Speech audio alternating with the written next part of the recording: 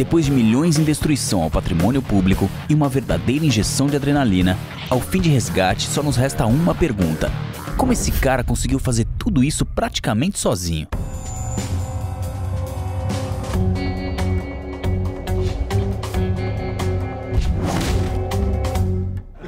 Tyler Rake definitivamente é um cara durão.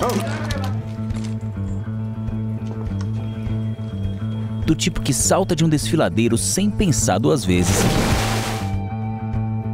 só pra tirar onda e ficar meditando no fundo da represa. Ele é o pacote completo de um casca grossa de respeito. Um cara solitário que mora em um barraco no meio do nada e só tem um cachorro como amigo. Traços típicos de um homem que foge do passado. Todo mundo sabe que não dá pra ser durão e feliz ao mesmo tempo. Como todo bom herói de ação, Tyler é um homem traumatizado e com leves tendências ao alcoolismo.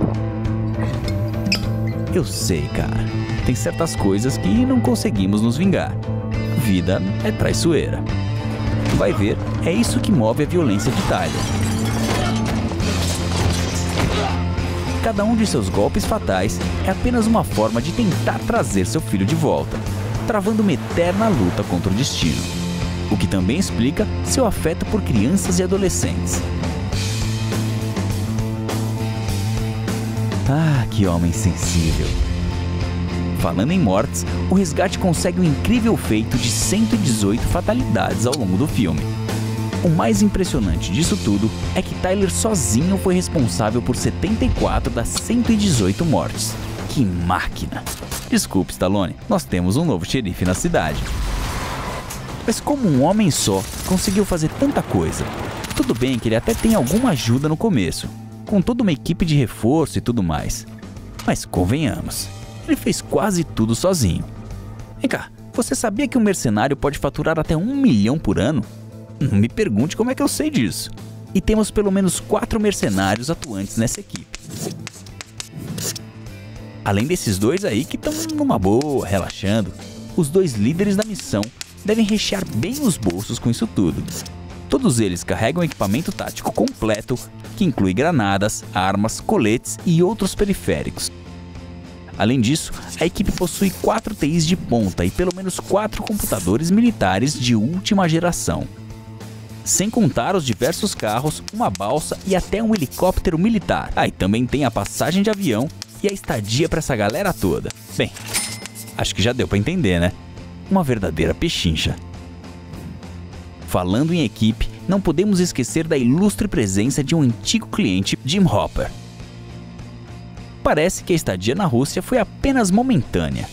Infelizmente, Hopper ainda não consegue contornar velhos hábitos e segue partindo corações.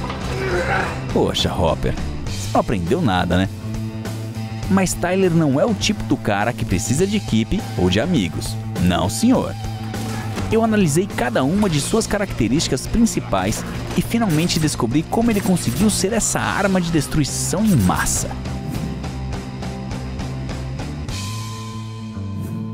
Eu sei que você deve estar pensando, cadê o Tyler? Bem na sua frente. Um bom mercenário sabe se misturar ao ambiente como ninguém, passando despercebido até o olhar mais atento. Poucos conseguem utilizar o poder mágico de um óculos escuros bem posicionado. Perfeito. Durão que é durão, não pode esboçar reação. Aposto que você nem notou, mas Tyler tá sorrindo. Viu só? Frio como uma pedra de gelo solitária que boia em um oceano de uísque. Tyler lê seus arredores com maestria. Perceba como ele nota a desatenção da bandidagem enquanto assistiam TV. Também é difícil não se distrair com uma partida de futebol rolando na telinha. Ele se aproveita da oportunidade para despachar 2 elementos de forma completamente silenciosa.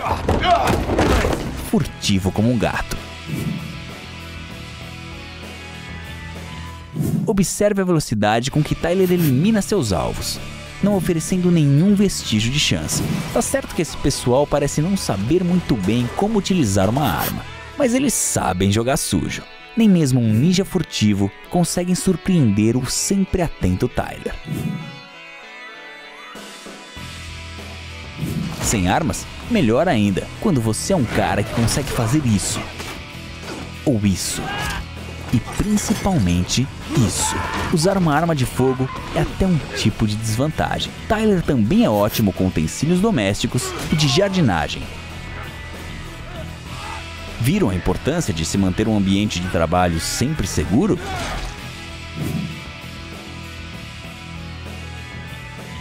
Você acha que é fácil atingir um homem de 1,90 m com ombros largos como um vale? Claro que não. Tyler é um herói de ação, maldição. E balas não atingem heróis. Bem, talvez se os bandidos fizessem um curso de mira, fossem menos desesperados e tentassem abraçá-lo menos, as coisas seriam diferentes.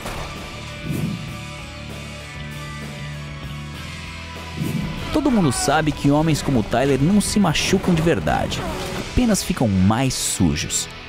No máximo ele usa uma tipóia, mas apenas para relaxar um braço cansado de tanto deslocar mandíbulas. O quê? Uma pessoa real não pode ser atropelada por um carro, se levantar, achar um caminhão, roubar o caminhão e usá-lo para atropelar o seu rival com uma fúria de proporções bíblicas? Ah, bobagem.